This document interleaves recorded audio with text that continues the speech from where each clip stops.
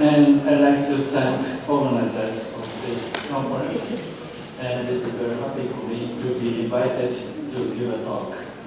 So my talk is about the experimental test to check the ancestral life forms. And can I have the next? Oh.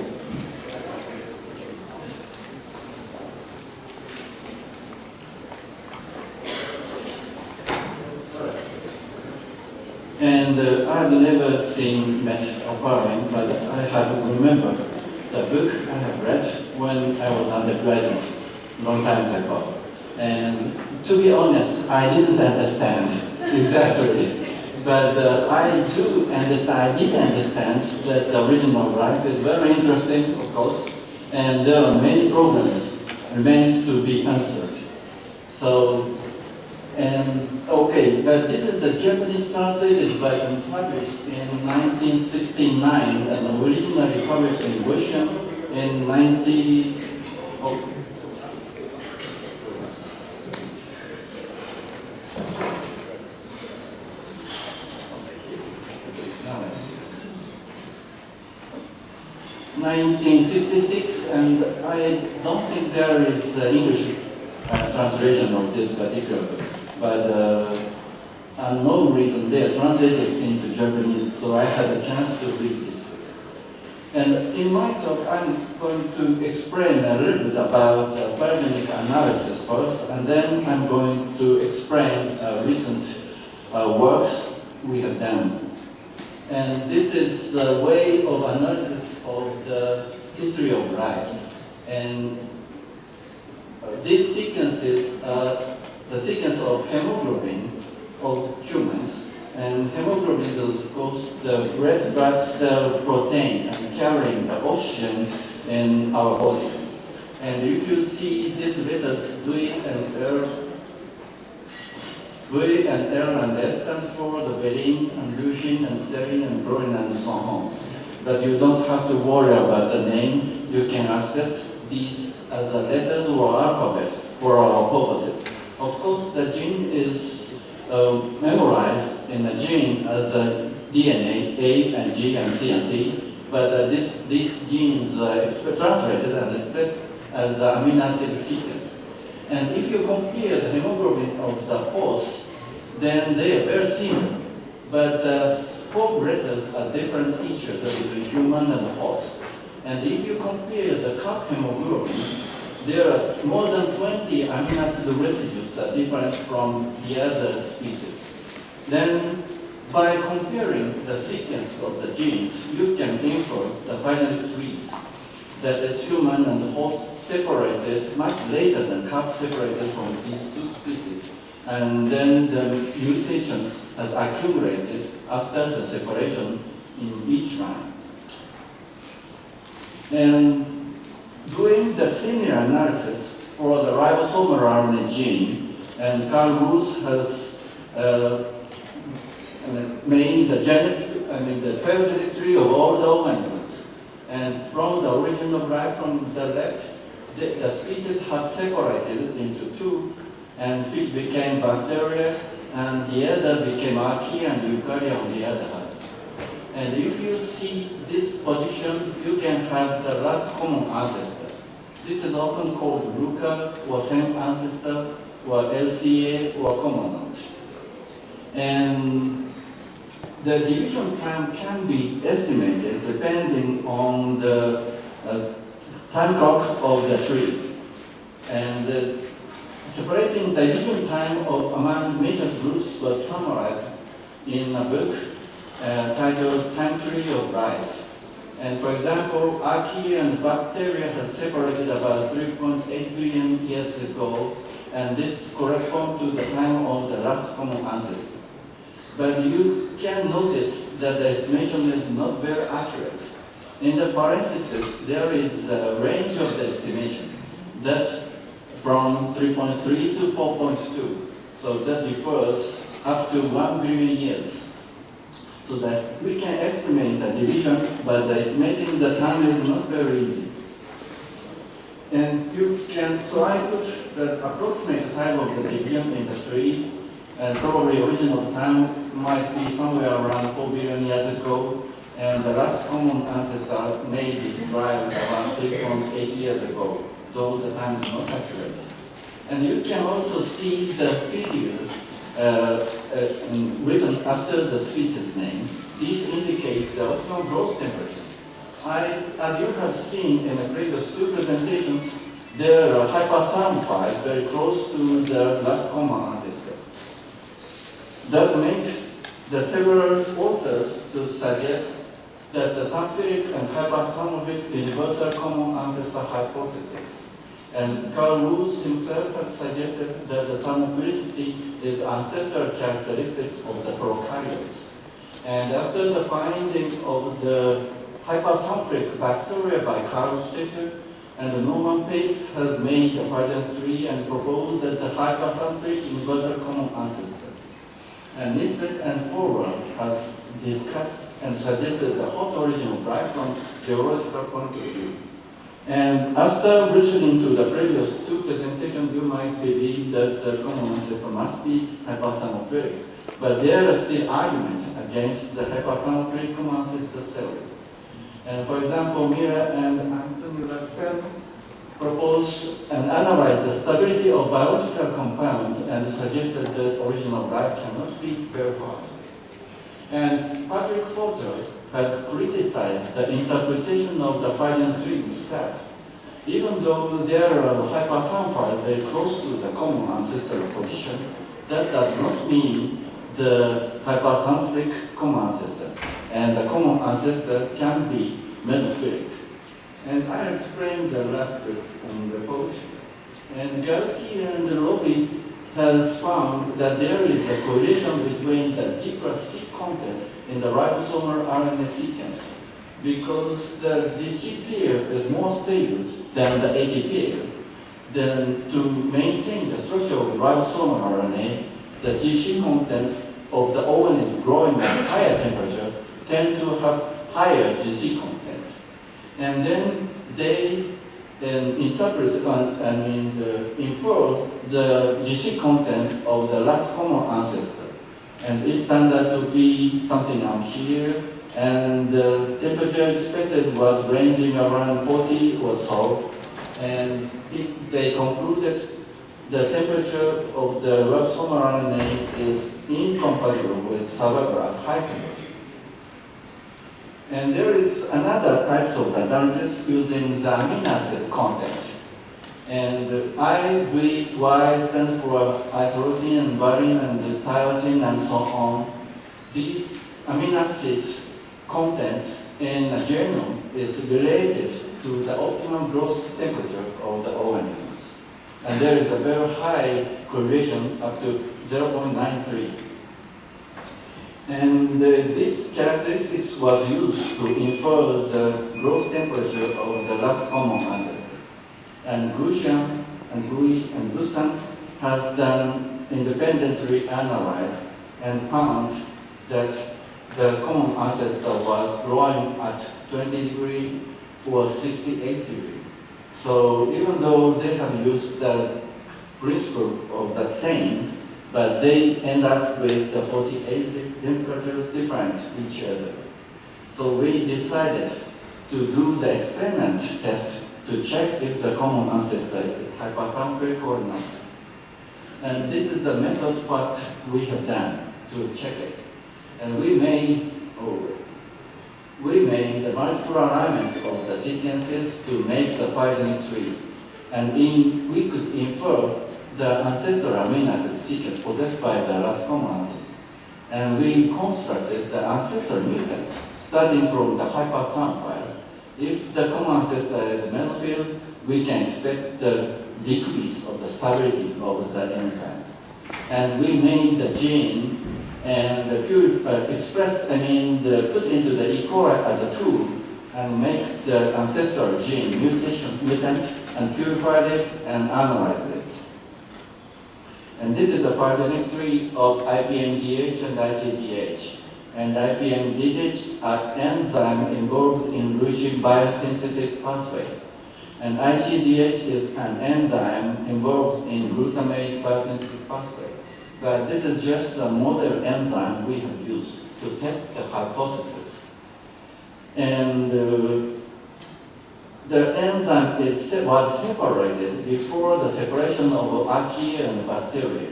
That these points correspond to the last common ancestor. And this is the multiple alignment of the IBMDH and ICDHs. And if you compare these sequences, you can infer the amino acid sequence possessed by the last common ancestor. For example, if you check this position of the amino acid sequence, all of the species tested have R at this position. That tells you that the ancestor must have R at this position, and the R is conserved until now. But when the sequences are different each other between species, we need a little bit calculation or consideration to estimate the ancestral sequence. And this is the phylogenetic tree, and we put a residue possessed by the species at the end. And for example, if you compare these two species possessing R at the end, then we can infer that the common ancestor of these species possessed R at this position. But it is not sure if the species has R and S at this position of the tree, and the common ancestor may have R or S. But comparing the another branch, then we may infer that this position was R. So doing the similar thing back to the common ancestor, we can infer the ancestral residue possessed by the common ancestor. And then we did this to check the ancestral sequence shown at the lowest line, and comparing with the contemporary hyperthermophile sulforobus, you can see the conservation of the amino acid residue between these species, which are shown in yellow. And in some position, they are different. For example, this is M in sulforobus, and ancestral sequence seems to be L at this position. So we made a mutant starting from the contemporary hyperthermophilic enzyme and put the ancestral residue L at this position to check if the ancestral residue has some effect of increasing or decreasing the thermal stability. So we made several mutants starting from the hyperthermophilic enzyme, and we expressed the gene, mutant genes in E. coli and purified and analyzed in the next slide. And this is the result of the analysis of the reproduced mutant enzyme having the ancestral residues. And by increasing the temperature of the purified mutant proteins, you can see the denaturation of the protein happening by monitoring the circular diaphragm at 222 nanometers. This represents the intact structure of the protein. And at around 96 degrees, the original hyperthermophilic protein dissociates. And if you compare the denaturation of the mutant enzyme, each having 1 or 2 mutations of the ancestral residues, 5 out of 7 mutants showed higher thermal stability than the wild type, suggesting that the common ancestor might have having the stability higher than 96. And we did the same experiment for other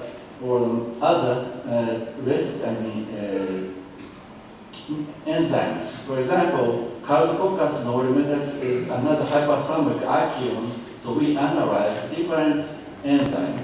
And 4 out of 5 ancestral mutants showed higher thermal stability than the wild type. And we analyzed the bacteria, and this is a thermophilic bacteria, IBMDH. 6 out of 12 ancestral mutants showed higher thermal stability than the wild type IBMDH. And thermophilus GRIRS, this is the enzyme involved in the translation system, because translation is considered to be very important for the genetic system. So we tested it, and 6 out of 8 ancestral mutants showed higher thermal stability than the wild type with DNA synthesis. So combining these results, the results suggest that the last common ancestor was a hyperthermal. And then next, instead of testing each residue or a couple of residues, we started to test to construct the whole of the ancestral sequence. And we made the total synthesis of ancestral genes and published last year. And the Gautier has did this very similar work, and they have published this analysis of the elevation factor. And they found that the protein is host organism was thermostable, having the denaturation temperature of 64 degrees. So after the pioneering work of the Gautier and his colleagues, we decided to expand his analysis and to analyze the ancestor of the bacteria and also the ancestor of archaea. And we choose the enzyme NDK. And NDK is the enzyme involved in the nucleotide synthesis and transfer the phosphate group from one NDP to other NTP to NDP. So this enzyme is very important. So almost all of the organisms has this enzyme. And another important point to use this enzyme is there is a very high correlation coefficient between optimum growth temperature of the organism and the unfolding midpoint temperature of the protein.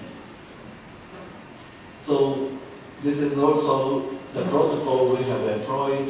The most of the steps are the same as the previous. The concerted multiple sequence alignment, and the filing tree is made and infer the ancestral amino acid sequence. But the next step, instead of making a mutant, we made the whole gene synthesis of the ancestral sequence and introduced into the E. coli, and proteins were made in the E. coli and purified and analyzed. And this is just to show you that we know that the methods to infer the amino acid sequence do affect the result. So we tried several methods. For example, maximum likelihood method or Bayesian method were used to infer archaean ancestral sequence ARC1, ARC2, and bacterial ancestral sequence BAC1 and BAC2. And whole gene synthesis were done using the synthetic DNA and PCR, and gene was expressed, and the protein was purified and analyzed. And this is another tree we made, starting from more than 200 species of NDK. And if I use the ML method, we end up with the separation of the archaeal groups. Archaeal NDKs are shown in red. They are separated into two groups. But it is not often happens to see these groups separated into two. So we had the constraint to make the archaeal group into one group in the tree 2. And in the tree C, we use the 16S ribosomal RNA. And this is accepted as a general tree.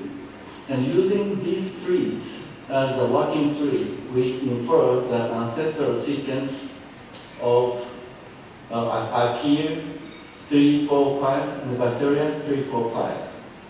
And we made the sequence and expressed in E. coli and purified and analyzed. And this is the summary of the denaturation temperature, that means the thermal stability of the ancestral NDKs.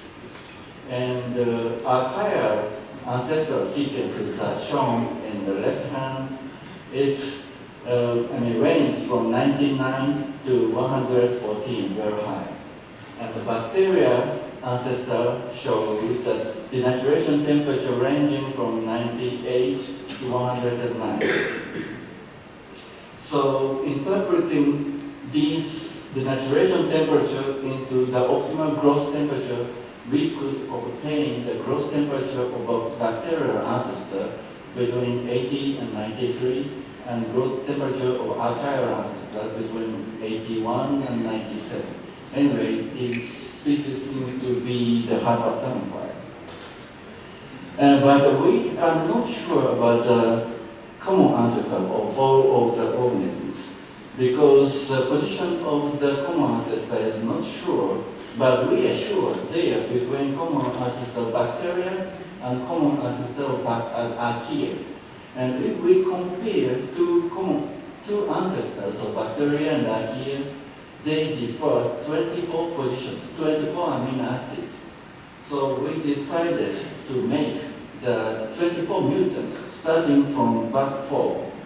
This enzyme happened to have the lowest thermal stability.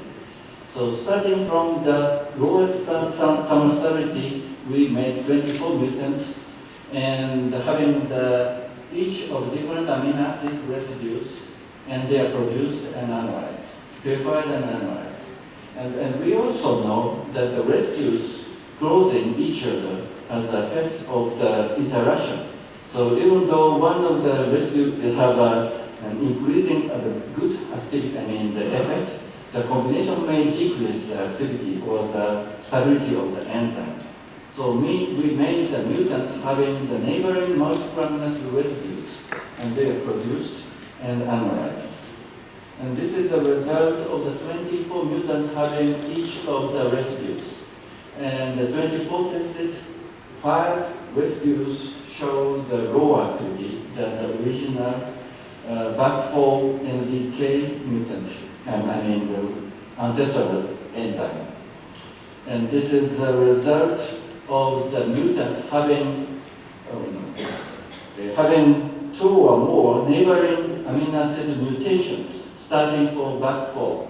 And 2 among tested show the lowest stability from the original BAC4 ancestral bacterial common ancestor. And then we incorporated all of the possible destabilizing mutations. We made a BAC4 mut7 and purified and analyzed and found it is shown in green line, and the denaturation temperature is around 95. And that corresponds to the gross optimal temperature at about 75. So this is the lowest possible temperature of the growing the common ancestor. So the common ancestor of all the living organisms must have living higher than 75. So we have also tested the activity, the catalytic activity of the reproduced ancestral enzyme. And if you compare the contemporary hyperthermophilic enzyme possessed by hyperthermophile, the activity is comparable to the contemporary enzyme or the much higher, and having the optimum at 80 or a little bit higher than 80. That suggests that in the ancient age, the enzyme was already completed, very stable and very active in the common ancestor. So this is the summary. And the last common ancestor was hyperthermophile, and gross temperature of the bacterial ancestor was between 80 and 93, and the gross temperature of the archaeal ancestor was between 81 and 93, and the gross temperature of the last common ancestor was 75 or higher. And as a concluding remarks, I want to point out several other points. One is phylogenetic analysis will give you very high ability to resolve the divergence of the species. But we have to be a little bit careful about the resolution time, because the divergence time resolution is not very high. And I also want to remind you that there is no direct correlation to the fossil record yet, because we are analyzing the ancestor of surviving organisms. And we are not sure the correlation with the fossil or the environment of that. We have to consider a little bit about the relation. And also, it's a good way, or actually it's a good way to get the knowledge on the evolution. We may be able to get some more knowledge, not only temperature, but other environmental factors using the similar techniques or the same techniques. And this is, I'd like to acknowledge my co-workers previous graduate students and postdocs, and especially the Dr. Shinichi Okobori is one of my colleagues, and he is responsible for the phylogenetic analysis. And thank you for your attention, and I'd like to accept any questions.